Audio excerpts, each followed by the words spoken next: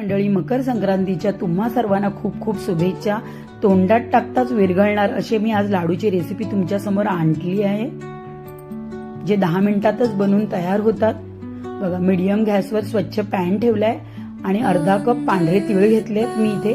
ते छान भाजून घ्यायचे आहेत आपल्याला। तुम्ही गावरान तीळ वापरला तरी चालेल।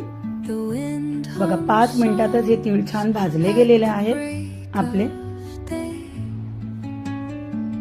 गुलाबी असा रंग आलाय आणि तडतडायला लागलेत, म्हणजे आपले तीळ छान भाजले गेलेत। आता आपल्याला ते थंड करून घ्यायचे।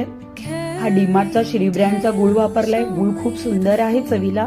त्याचे बारीक तुकडे करून घेते आणि अर्धा कप तीळ आहे, तर अर्धा कप मी बारीक चिरलेला गूळ वापरलेला आहे।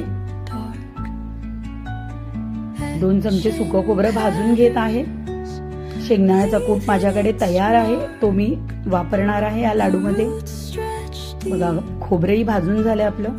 स्वच्छ मिक्सरचं भांडं घेतलंय, भाजून थंड केलेले तीळ घेतले, 2 चमचे काजूचे तुकडे आणि पाव कप एवढा शेंगदाण्याचा कूट मी इथे वापरलेला आहे। छान मिक्सर मधून एकदा भरड काढून घेतली आहे। त्यामध्ये गूळ आणि खोबऱ्याचा किस मिक्स करून परत एकदा मी मिक्सर फिरवून घेतलाय। छान मिश्रण आपलं एकजीव झालंय बघा मिक्सर मध्ये काढल्यामुळे। त्यावर आता पिस्त्याचे काप घालायचे, वेलची पावडर घालते आणि छान मिक्स करून घेते। बघा, छान मिक्स केल्यावर याचे आपल्याला लाडू वळून घ्यायचे। तिळाला, खोबऱ्याला, शेंगदाण्याच्या कुटामुळे ह्या मिश्रणाला तेल सुटतं। तुपाची आपल्याला काही गरज नाहीये, सहज आपले लाडू वळाले जातात। बघा, लहान मोठ्या आकारात तुम्ही हे लाडू बनवून घेऊ शकता। झटपट 10 मिनिटात आपली ही रेसिपी तयार होते।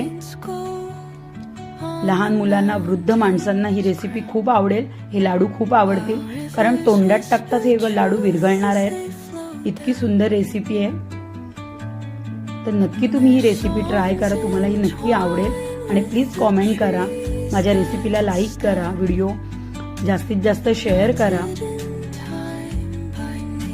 ही रेसिपी आवडली असेल तर ह्या रेसिपीला लाईक करा, व्हिडिओ शेअर करा मित्रमैत्रिणींना, माझ्या चॅनलला सबस्क्राईब करा। धन्यवाद।